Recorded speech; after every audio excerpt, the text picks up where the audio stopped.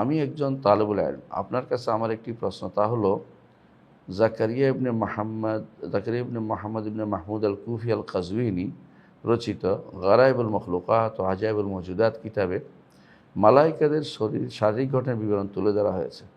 বিবরণগুলোর সত্যতা ও অত্র কিতাব থেকে ইলম নেওয়া কতটুকু সঠিক হবে দয়া করে জানিয়ে বাধিত করবেন।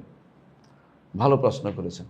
এরকম আরও কিছু গ্রন্থ আছে এটা ছাড়াও, যে গারাইবুল মখলুকাত ও আজাইবুল মওজুদাত, এইরকম গ্রন্থ ছাড়াও আরও বেশ কিছু গ্রন্থ এরকম আছে।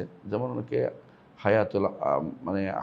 হায়াতুল হাইওয়ানা আল কুবরা বা এরকম আরও বই আছে, যেগুলোতে অনেক সময় এমন সময় তথ্য দেয় যেগুলো আমাদের কাছে কোনো অথেন্টিক সোর্স থেকে সাব্যস্ত হয়নি। এই জন্য ফেরেশতাদের শারীরিক গঠনের যে বর্ণনা দিচ্ছে এটা আসলে শুদ্ধ না। এগুলো তারা যখন ফেরেশতাদের শারীরিক গঠন এই কথাটা বলতেই পারে না, কারণ তারা যেই শরীরটা তাদের নূরের তৈরি, সেটার যে সত্যিকারের রূপ এটা শুধুমাত্র মুহাম্মদ রাসূলুল্লাহ সাল্লাল্লাহু আলাইহি ওয়াসাল্লাম জিবরিলকে দুইবার দেখেছেন তার আসল রূপে, এবং তিনি বলেছেন দুইবার কখন দেখেছেন আল্লাহ তাআলা কোরআনে উল্লেখ করে দিয়েছেন, লাকাদ রাআহু নাজলাতান উখরা ইনদা সিদরাতিল মুনতাহা ইনদাহা জান্নাতুল মাওয়া। একবার দেখেছেন নবুয়তের শুরুতে, রাসূলুল্লাহ সাল্লাল্লাহু আলাইহি ওয়াসাল্লাম দেখেছেন যে আকাশ পূর্ণ করে জিবরিল একটা চেয়ারের উপর বসে আছেন, পুরো আকাশকে বন্ধ করে ৬০০ ডানা বিশিষ্ট। আরেকবার দেখেছেন যখন রাসূলুল্লাহ সাল্লাল্লাহু আলাইহি ওয়াসাল্লাম লাইলাতুল মেরাজে গিয়েছেন এবং জিবরিলকে দেখেছেন সপ্ত আসমানের উপরে সিদরাতুল মুনতাহার কাছে দেখেছেন, এবং সেটা কোরআন হাদিসে উল্লেখ আছে।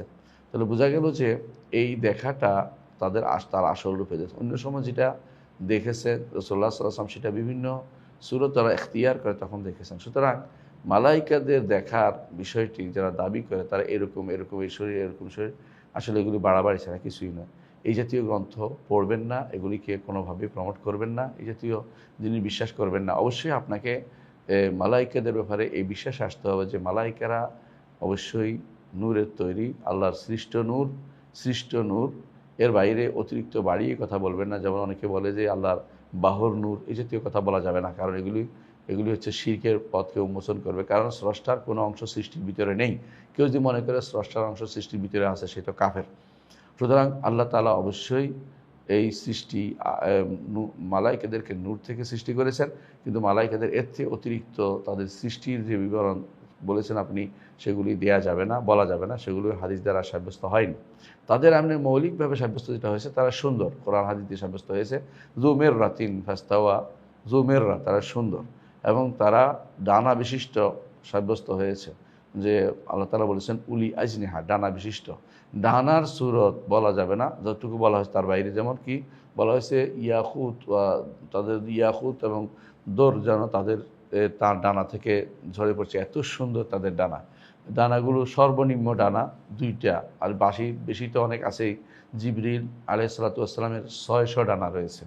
এর বাইরে যদি কেউ শারীরিক এটা ওইটা, কেউ নাকের বর্ণনা, মুখের বর্ণনা বা তার শরীরের বর্ণনা এগুলি বলতে থাকে, তাহলে বলবেন যে এগুলি পথভ্রষ্টতা, কারণ এগুলি কোনো হাদিস দ্বারা আসেনি। এই জাতীয় গ্রন্থ, বিশেষ করে এই যারা লেখে এই জাতীয় আজায়েব লেখে, আশ্চর্যজনক জিনিস লেখে, আপনারা জানেন তারা নিজেরাই আজায়েব নিয়ে আসে, এগুলি কোনোভাবেই পড়বেন না, এগুলি বিশ্বাস করবেন না। একজন মানুষের ঈমান বাঁচানোর জন্য একটা বড় উপায় হচ্ছে এটাই, যে তিনি কোরআন এবং সুন্নাহ যা আসছে তাতে যথেষ্ট মনে করবেন। বাড়তি যত বিদ্যা আছে এগুলিকে অ্যাভয়েড করে চলবেন। আপনার ঈমান যদি রক্ষা করতে হয়, আপনাকে যদি কোনো সঠিক পথে থাকতে হয়, তাহলে অবশ্যই এই সমস্ত গারায়েব যে সমস্ত বর্ণনা আসছে, ওনার এইরকম চলন, এরকম হাঁটে, এরকম উঠে, এই জাতীয় কথাগুলি বানিয়ে বলা হচ্ছে, এগুলি কোনোভাবেই বিশ্বাসও করবেন না, এগুলো পড়তেও চাইবেন না। যদি কোনো পড়ে, অবশ্য আপনি নিজে পড়লে বুঝবেন যে এগুলি মিথ্যা, এগুলি অবশ্যই তালিক করবেন, টিকা হিসেবে লিখবেন। আর যদি কেউ পড়তে দেখে নিষেধ করবেন, যেটা বিশ্বাস করা যাবে না। কারণ অনেক গ্রন্থ থেকে সাবধান করা আমাদের সালাফদের নীতির মধ্যে পড়ে, তারা অনেক গ্রন্থ থেকে সাবধান করেছেন। এই জন্য সেটাকে অবশ্যই থেকে আপনি দূরে থাকবেন।